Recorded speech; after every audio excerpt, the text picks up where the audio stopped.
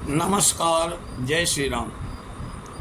बहुत ही पावन उपाख्यान चल रहा है कठोपनिषद ब्रह्म विद्या नचिकेता यमराज का संबंध। अब नचिकेता को वर्णन करते हुए यमराज कहते हैं कि श्रवणायापि बहुभिर्यो न लभ्यः स्वर्णन्तोऽपि बहवो यम न बद्धुः आश्चर्यो वक्ता कुशलोऽस्य लब्धा आश्चर्यो ज्ञाता कुशलानुशिष्टः। आत्म तत्व की दुर्लभता बताने के लिए यमराज ने कहा कि नचिकेता कि आत्म तत्व कोई साधारण सी बात नहीं है। और जगत में अधिकांश मनुष्य तो ऐसे हैं जिनको आत्म कल्याण की चर्चा तक सुनने को नहीं मिलती। वे ऐसे वातावरण में रहते हैं कि जहाँ प्रातः काल जागने से लेकर रात्रि काल में सोने तक केवल विषय की चर्चा होती है, जिससे उनका मन आठों पहर विषय चिंतन में डूबा रहता है। उनमें मन के आत्म तत्व सुनने की समझने की कभी कल्पना भी नहीं होती। भूले भटके यदि कोई प्रसंग आ भी जाता है तो उन्हें विषय सेवन से अवकाश ही नहीं मिलता है।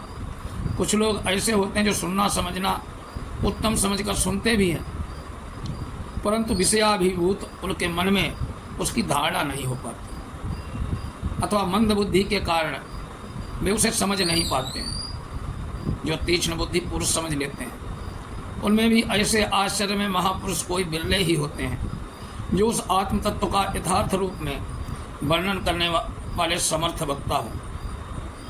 एवं ऐसे पुरुष कोई एक ही होते हैं जिन्होंने आत्म सत्तत्व को प्राप्त करके जीवन की सफलता संपन्न की हो।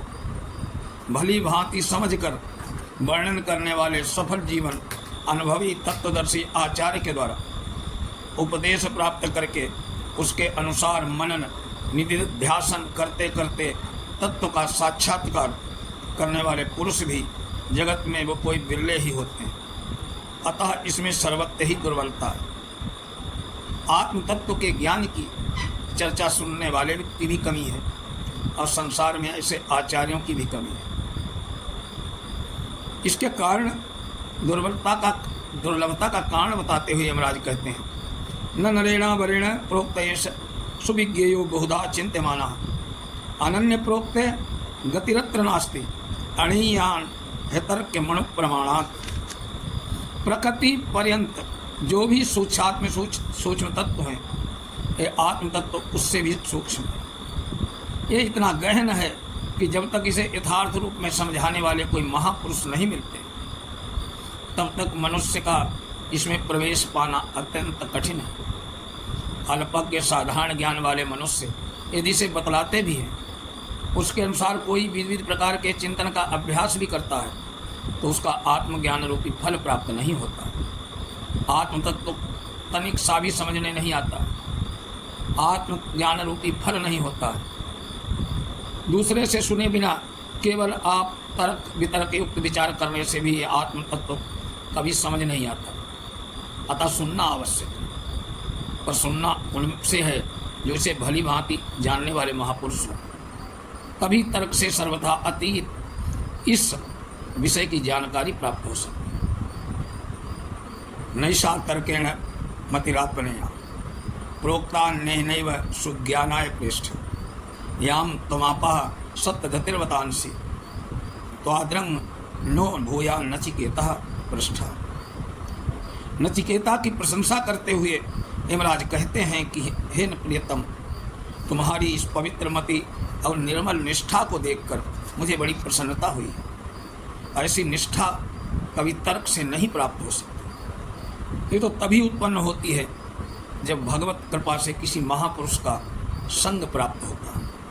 उनके द्वारा लगातार परमात्मा के महत्व का विशद विवेचन सुनने का सौभाग्य मिलता है। ऐसी निष्ठा ही मनुष्य को आत्मज्ञान के लिए प्रयत्न करने पर प्रवृत्त करती है।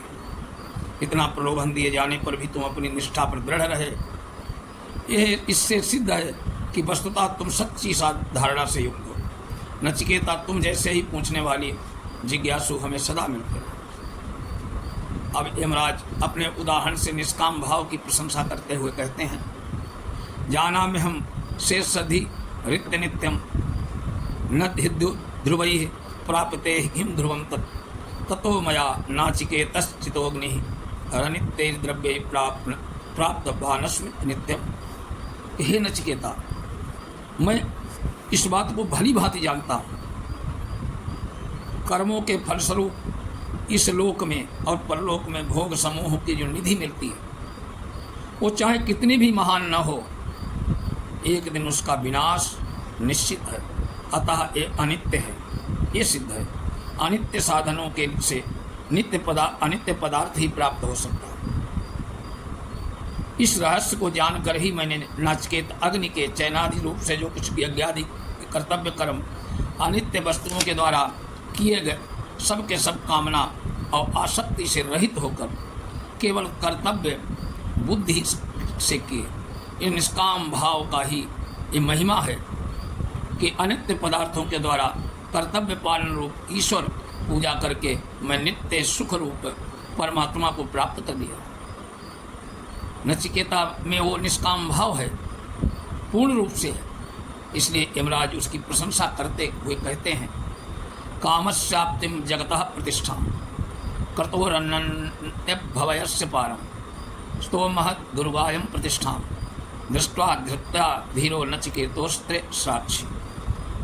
कि हे नचिकेता, तुम सब प्रकार से श्रेष्ठ बुद्धि संपन्न और निष्काम हो।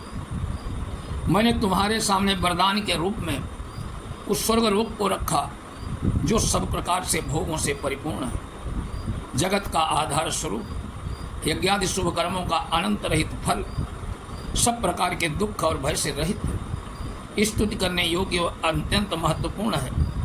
वेदों में भांति भांति से उसकी शोभा के गुणगान किए गए, वो भी दीर्घ काल तक स्थिर रहने वाला है। तुमने उसको महत्व को समझकर भी बड़े धैर्य के साथ उसका परित्याग कर दिया।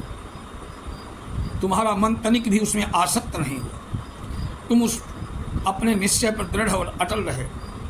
ये साधारण बात नहीं है। इसलिए मैं मानता हूँ कि तुम बड़े ही बुद्धिमान, अनासक्त, आत्म तत्व को जानने के अधिकारी हो। इस प्रकार नचिकेता के निष्काम भाव को देखकर यमराज ने निश्चय किया कि परमात्मा के तत्व ज्ञान का यथार्थ में अधिकारी है। अतः इसके अंतःकरण में परब्रह्म पुरुषोत्तम के तत्व की जिज्ञासा उत्पन्न करने के लिए यमराज अब 2 मंत्रों में परब्रह्म परमात्मा के महिमा का वर्णन करते हैं। तम दुर्दर्शम गूढ़मनु प्रविष्टम गुह्याहितम गुहाहितम गहरेष्ठम पुराणम अध्यात्म योगाधिगमनेन देवम मत्वा धीरो हर्ष शोको व्याहत। ये संपूर्ण जगत दुर्गम बन के सदमान है, परंतु उस पर ब्रह्म परमेश्वर से परिपूर्ण है। वो सर्वथा सर्वव्यापी, सर्वत्र प्रविष्ट है। वो सबके हृदय रूपी गुफा में है। इस प्रकार नित्य साथ रहने पर भी लोग उसे सहज ही देख नहीं पाते, क्योंकि वो योग माया के पर्दे में छिपा हुआ है। इसके लिए गुप्त उसके दर्शन भी दुर्लभ है। जो शुद्ध बुद्धि संपन्न साधक अपने मन के बुद्धि को निरंतर नित्य चिंतन में संलग्न रखता है, वो सनातन देव को प्राप्त करने के लिए हर्ष शोक को रहित हो जाता है। उसके अंतःकरण में हर्ष शोकादि विकार समूल नष्ट हो जाते हैं। ये तच्छुत्वा संपरिग्रह मर्त्या प्रवृत्ति धर्म मणु में तम आम्य माप्य समोदते मोदनीय खिलम धा विवृत्त सद्य नाचिकेत संबंध। इस अध्यात्म विशेष धर्ममय उपदेश को पहले तो अनुभवी महापुरुष के द्वारा अतिशय श्रद्धापूर्वक सुना जाना चाहिए, सुनकर उसका मनन करना चाहिए। तदनंतर उस एकांत में उस पर विचार करके बुद्धि में उसको स्थिर करना चाहिए।